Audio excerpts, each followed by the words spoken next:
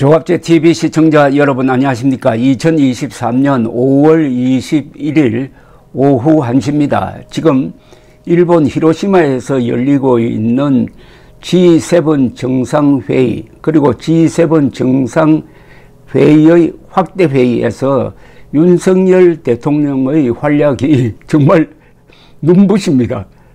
동분서주하면서 언론의 주목을 받고 있습니다. 작년 3월 9일 한국 사람들이 대통령을 잘 뽑아 놓으니까 그전에는 이런 회의에 가면은 아주 좀 초라하게 보이던 문재인 당시 대통령과 너무나 대비되는 윤석열 대통령의 화끈한 정상회의입니다. 이분은 큰 무대에서 아주 자신의 진가를 발휘하는 듯 합니다. 이 무대 체질입니다. 그러니까 슈퍼스타의 기질이 있다는 것을 확인할 수 있었는데 이런 에피소드가 방영이 되었네요. KTV는 어제 공식 유튜브 채널에 바이든 대통령, 윤석열 대통령이 반가워 열심히 뛰었다라는 제목의 동영상을 올렸습니다. 영상에 따르면은 어제 일본 히로시마에서 열린 G7 정상회의 확대회의에 참석한 바이든 대통령은 세션이 열리기 전 누군가를 보고 미소를 짓는 장면이 포착이 되었습니다. 그 이후 다른 나라 정상들을 지나쳐 반대편에 있는 사람에게 빠른 걸음으로 다가가 인사를 합니다. 그런데 다른 각도의 카메라에서 보니까 바이든 대통령이 반갑게 찾아간 사람이 누구인지 알 수 있었습니다. 그분은 윤석열 대통령이었습니다. 두 사람은 뭔가 귀속말을 했고 윤 대통령은 고개를 끄덕였는데 아주 연신 웃고 있었습니다. 무슨 대화를 했는지는 알지 못하겠지만 혹시 바이든 대통령이 전번 워싱턴에서 있었던 국빈 만찬에서 아메리칸 파이를 불러가지고 지금 인기 좋다고 그런 인사를 한 게 아닌가 지금 저의 추측입니다. 일본 초청에 따른 참관국 자격으로 G7 정상회의 확대 세션에 참석한 윤 대통령은 글로벌 이슈에 대한 한국 정부의 기여를 약속하기도 했습니다. 윤 대통령은 한국이 과거 국제사회로부터 식량 원조를 받은 경험을 언급하면서 취약국의 식량 지원에 앞장서겠다고 했습니다. 장기적 대책으로 K-라이스벨트, 이름 잘 지었습니다. K-라이스벨트, 한국형 쌀 생산 벨트 구축 사업을 통해서 아프리카의 7개 빈곤국에 쌀을 지원하고 감염병 혁신 연합에 2천만 달러를 지원하기로 했다고 발표를 했습니다. 어제 일본 히로시마 그랜드 프린스 호텔에서 열린 G7 정상회의 만찬에서도 윤석열 대통령 자리는 조 바이든 미국 대통령 바로 옆이었습니다. 윤 대통령이 바이든 대통령과 상당한 시간에 걸쳐서 대화를 나누는 장면이 포착이 되었습니다. 대통령실은 이날 언론 공지를 통해서 윤석열 대통령이 20일 밤 9시부터 2시간 동안 이어진 G7 정상회의 친교 만찬에서 일본 측의 배려로 주최국 정상 기시다 총리의 대각선 맞은편 바이든 대통령과는 옆자리에 착석하여 다양한 주제를 놓고 심도 깊은 의견을 교환했다고 했습니다. 대통령실이 배포한 사진을 보면은 한미 양국 정상이 통역만 대동한 채 대화를 나누는 모습이었습니다. 그리고 오늘 오후에는 윤석열 대통령, 기시다 총리, 바이든 대통령이 한미일 정상회담을 갔습니다. 작년 6월 스페인에서 열린 북대서양 조약기구 정상회의에 이어 지난 11월 캄보디아 프놈펜에서 열린 동남아 국가연합 정상회의에 이어가지고 세 번째 한미일 정상회담을 갖는 겁니다. 이번 정상회담에서는 북한 핵 미사일 위협, 영내 공급망 불안정, 에너지 위기 등에 대한 대응 방안을 논의할 것으로 보입니다.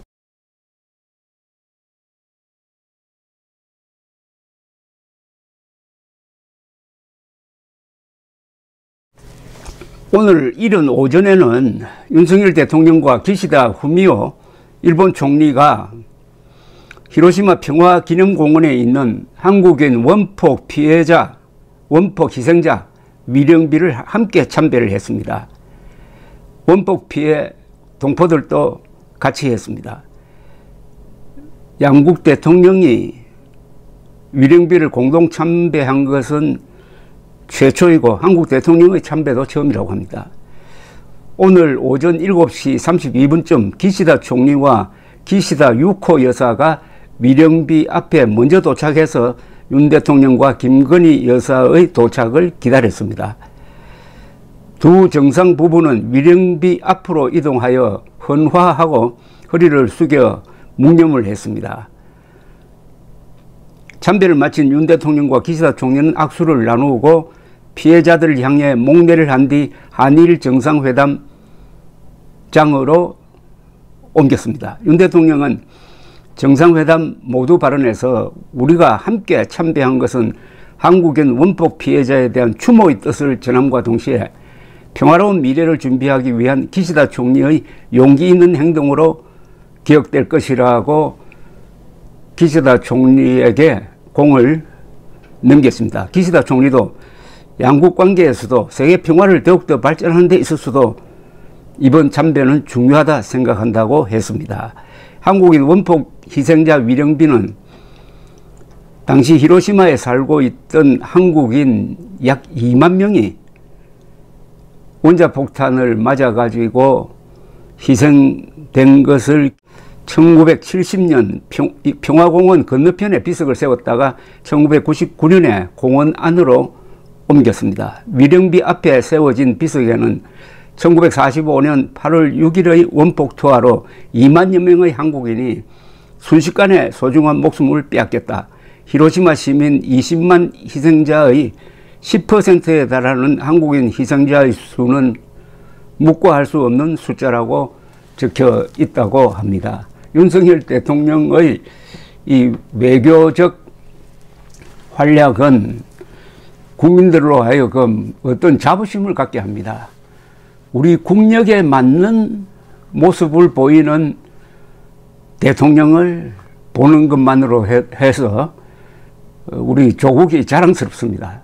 윤석열 대통령이 이렇게 한국 대통령으로서 미국 바이든 대통령, 기시다 일본 대통령으로부터 이렇게 좋은 근사한 대접을 받는 것은 무엇보다도 윤석열 대통령이 대한민국을 대표하고 있고 그 대한민국이 미국과는 동맹관계고 일본과는 우호관계고 미국과 일본은 군사동맹관계니까 한미일 동맹관계가 원활하게 작동하고 있는 덕분인 것입니다. 문재인이 사실상 김정은의 부하 노릇하면서 한미일 관계를 악화시키니까 국제무대에 가서 설 자리가 없었습니다. 외톨이가 되고 말았습니다. 그러니까 한국 안에서는 선동 언론, MBC나 KBS와 같은 선동 언론의 힘을 입고 민노총 같은 이런 친북 조직의 지원을 받아가지고 한국 안에서는 골목대장처럼 큰 소리 쳤지만 국제무대에 나가면은 실력이 드러나는 것 아닙니까? 국제무대에 나가서 대한민국의 국력을 얻고 한미일 동맹의 이 힘을 얻고 행동하면은 누가 문재인을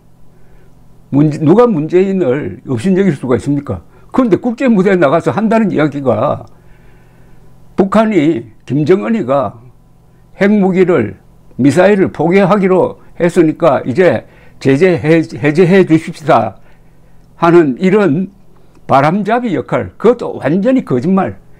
김정은의 수석 대변인 노릇하다가 국제무대에서 딱 김정은의 수석 대변인 대우만 받았는데 윤석열 대통령은 대한민국과 한미일 동맹을 등에 업고 이렇게 뛰어다니니까 그야말로 큰 무대에서 근사한 연기를 하는 자랑스러운 대통령을 보게 되었습니다. 제가 윤석열 대통령이 잘못한 것은 사정없이 비판합니다만은 잘하는 건 또 그대로 칭송을 해야 될 것 아니겠습니까?